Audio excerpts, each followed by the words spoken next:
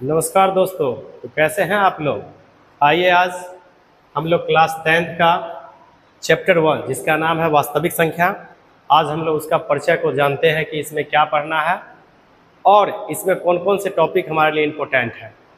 तो हम लोग आज लेक्चर नंबर 1 दे रहे हैं, फिर आप लोग अगला लेक्चर देखिएगा तो उसमें एक्सरसाइज हम लोग पढ़ाएंगे। आज जो होगी उसके बेसिक में हम लोग को सीखना है, क्योंकि यहाँ बेसिक सीखते हैं तो इसके बाद हम लोग को एक्सरसाइज बनाना बिल्कुल ही इजी लगेगा।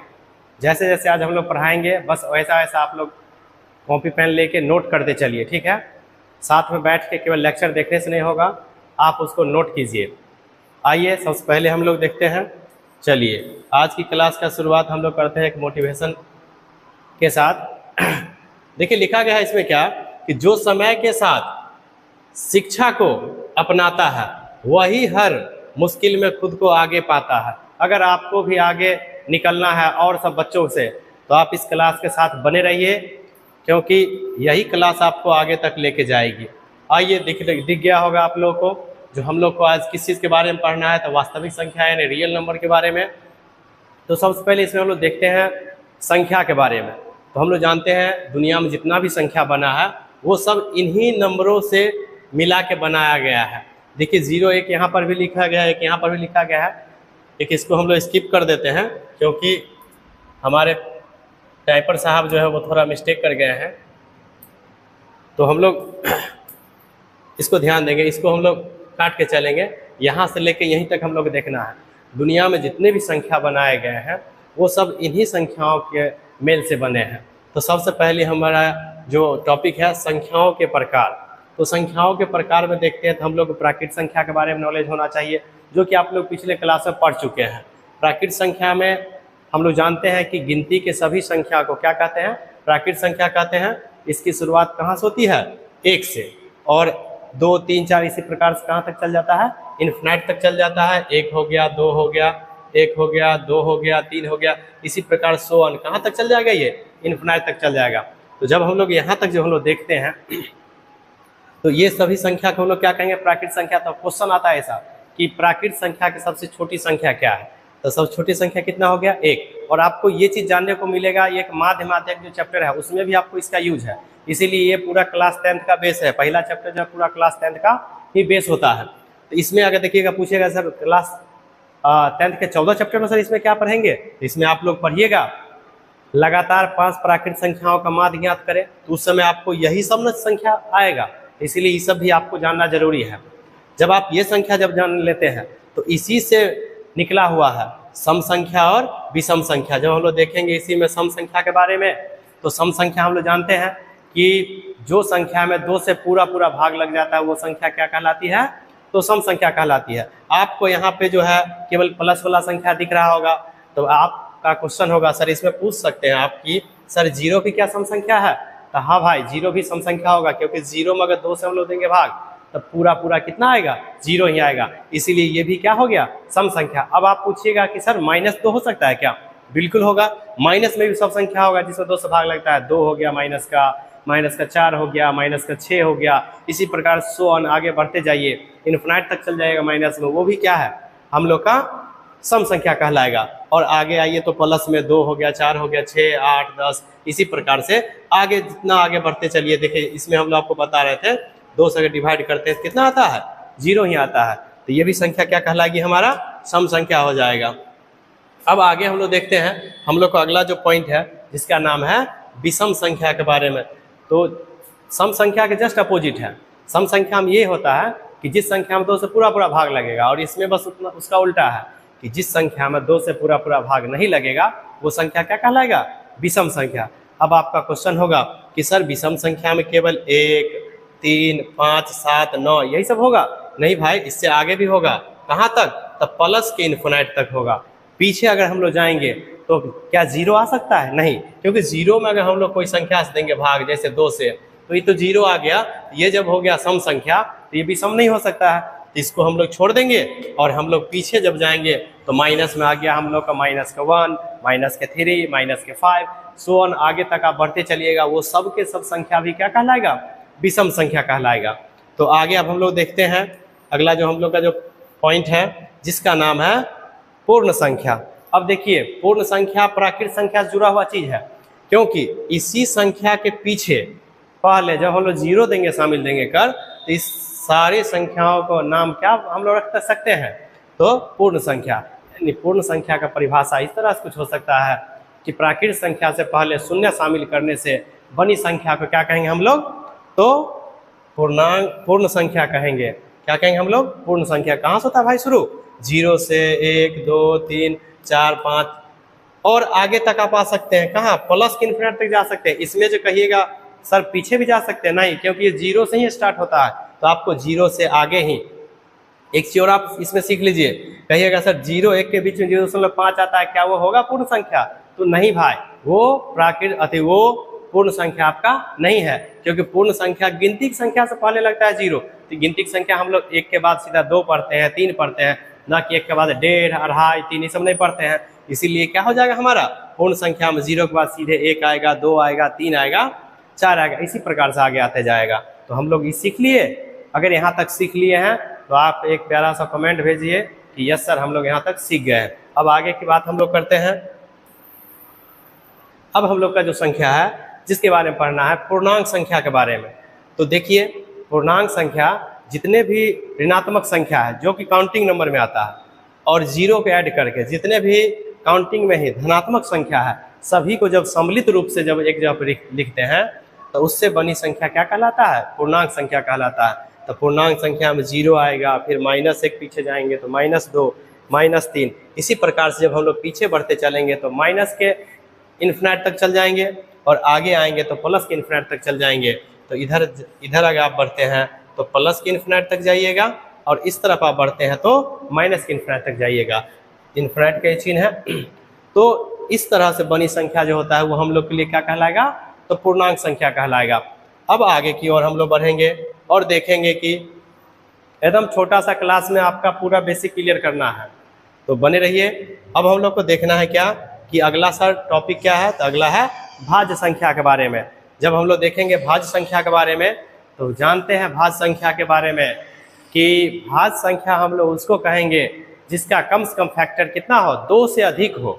2 से अधिक हो, जिस संख्या का फैक्टर 2 से अधिक होगा वो संख्या क्या कहलाएगा, तो भाज्य संख्या कहलाएगा। जैसे सबसे छोटी भाज्य संख्या आपका क्या हो जाएगा, 4 है। अब कहिएगा सर जो 4 है तो इसका फैक्टर बताइए। इसका फैक्टर एक तो 1 से लग जाएगा, इसमें डिवाइड करेंगे तो 2 से लग जाएगा और 4 से लग जाएगा। इसका मतलब क्या हो गया, जो इस संख्या से भी 4 कट रही है, इस संख्या से भी कट रही है और इस संख्या से भी कट रही है। इसका मतलब क्या हो गया कि सबसे छोटी जो भाज्य संख्या वो हम लोग का क्या है, 4 है। इसके बाद पूछिएगा सर 5 होगा, नहीं होगा 5, क्योंकि 5 में तो हम लोग 1 और 5 से ही 9 भाग दे सकते हैं, इसके अतिरिक्त तो कोई और संख्या से लगता नहीं है। इसीलिए इसमें क्या हो जाएगा हम लोग का अगला भाज्य संख्या होगा 6, जो कि आपका 1 से भी कट रहा है, 3 से भी कट रहा है और 2 से भी कट रहा है और 6 से भी कट रहा है।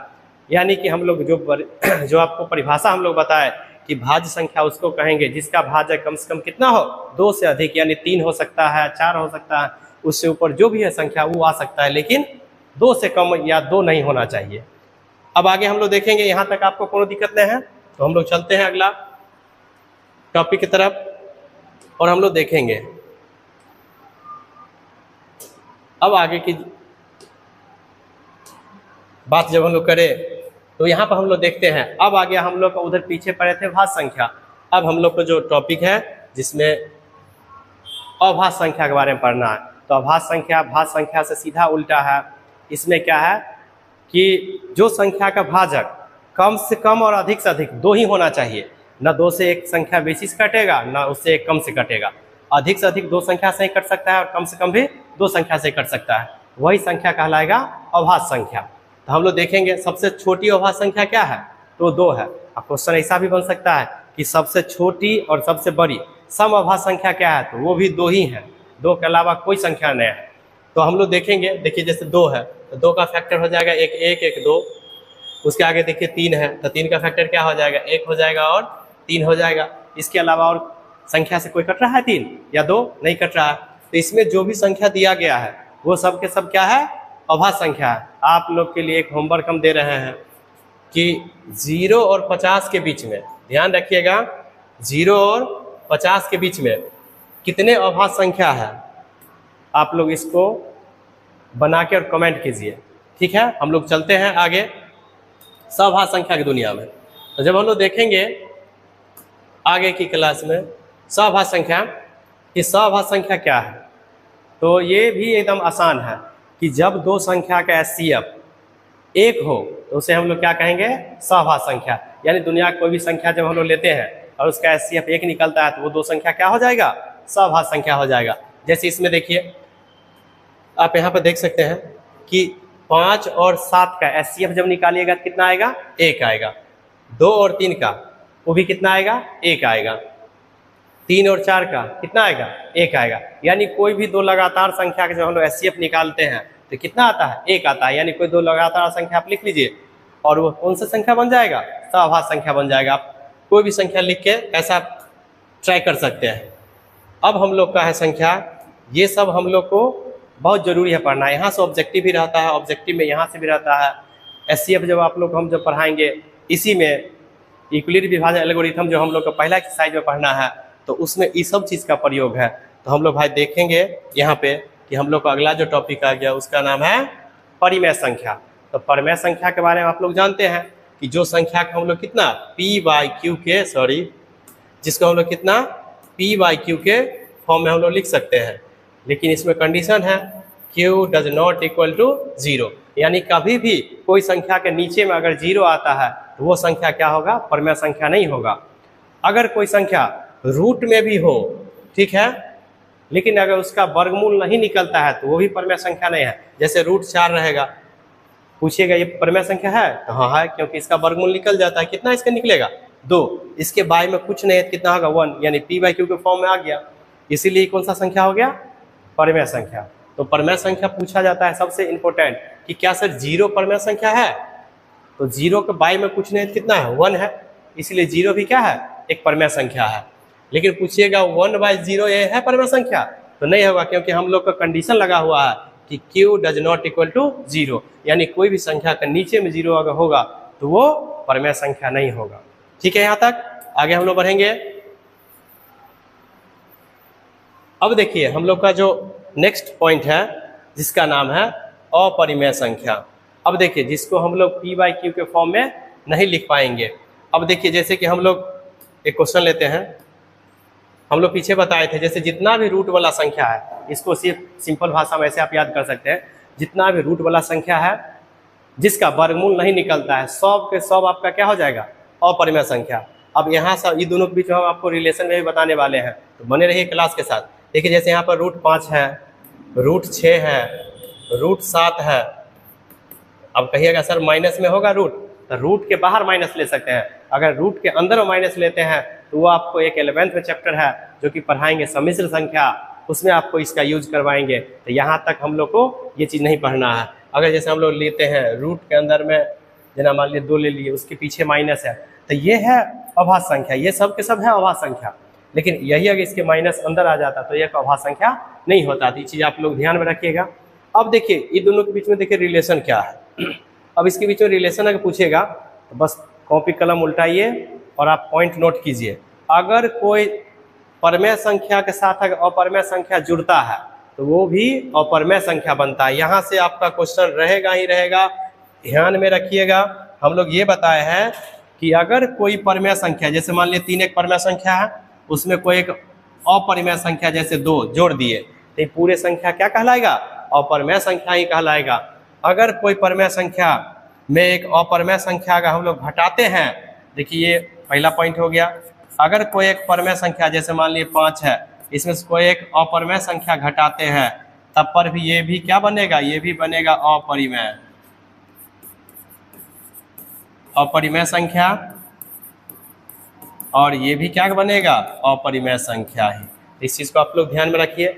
और भी इसमें है, अगर मान लीजिए कोई एक परिमेय संख्या है, कोई एक परिमेय संख्या है, जैसे हम लोग ले लेते हैं 2 एक परिमेय संख्या है, इसमें अगर कोई एक अपरिमेय संख्या से हम लोग डिवाइड करेंगे, यानी कि जैसे मान लीजिए √2 ही है, अगर इसमें हम लोग डिवाइड करेंगे तो इसको हम लोग लिख सकते हैं ऐसे 2 में √2, तो ये भी कौन संख्या बन जाएगा, अपरिमेय संख्या ही। ध्यान में रखना है आप लोगों को परमेय संख्या में कोई अपरमेय संख्या जोड़े, घटाए, गुना करे या भाग करे तो वो कौन सी संख्या बनेगा? अपरमेय संख्या है। यही रिलेशन आप लोग को ध्यान में रखना है, ये भी बन जाएगा आपका अपरिमेय संख्या। अब अगर कोई परमेय संख्या में हम लोग अपरमेय संख्या से गुना भी करेंगे, जैसे 2 में √3 से ही गुना कर दिए तो बन गया 2√3, ये भी कौन सी संख्या हो गया?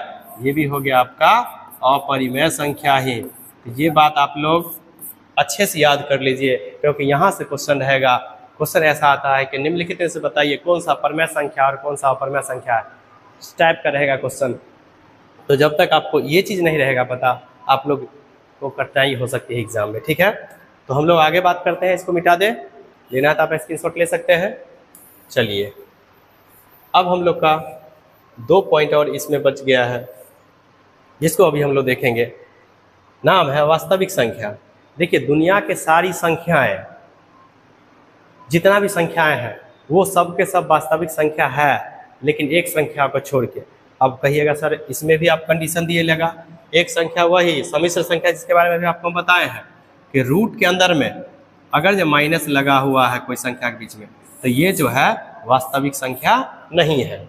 अगर यही रहता √3 या कोई भी संख्या जैसे मान लीजिए 2, 3, 4, ये सब के सब है, ये भी है, ये भी है, लेकिन अगर रूट के अंदर में है कोई संख्या, अगर उसमें माइनस लगा हुआ है तो वो आपका वास्तविक संख्या नहीं हो सकता है। यहाँ तक ले आ गया समझ में। अब देखिए अवास्तविक संख्या, ये बस हल्का है, जो वास्तविक संख्या नहीं है वो अवास्तविक संख्या है। जैसे ये हो गया, ये हम लोग के लिए कौन सा संख्या हो गया? ये हो गया हम लोग का अवास्तविक संख्या।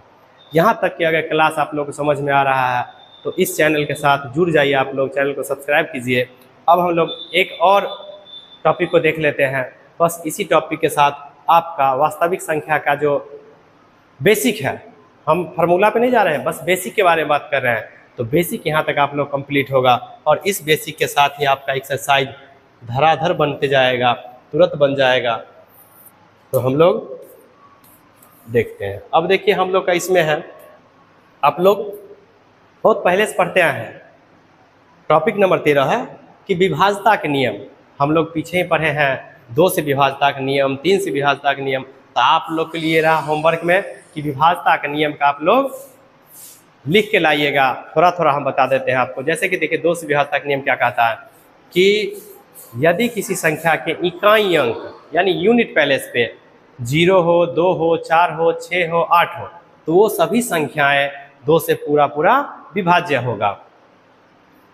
उसी प्रकार से 3 का विभाज्यता का नियम है कि जब कोई संख्या के दिया हो और उसका सम अगर 3 के मल्टीपल में हो तो वो संख्या 3 से विभाज्य होगा।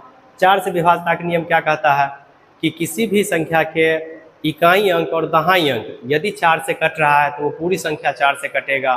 5 से जैसे विभाज्यता का नियम है, किसी भी संख्या के इकाई अंक पे 0 हो, 5 हो तो वो सभी संख्याएं किससे कटेगा?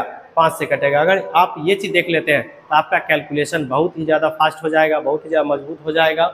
इसीलिए आप लोग का ये SW रहा कि विभाज्यता के नियम आप लोग पूरी लिख लीजिएगा। 1 से लेके कम से कम आप लोग को 11 तक याद होना चाहिए, ताकि आगे हम लोग किसी में डिवाइड भी सीखना है तो वहाँ पर ज़्यादा आपको सुविधा होगा।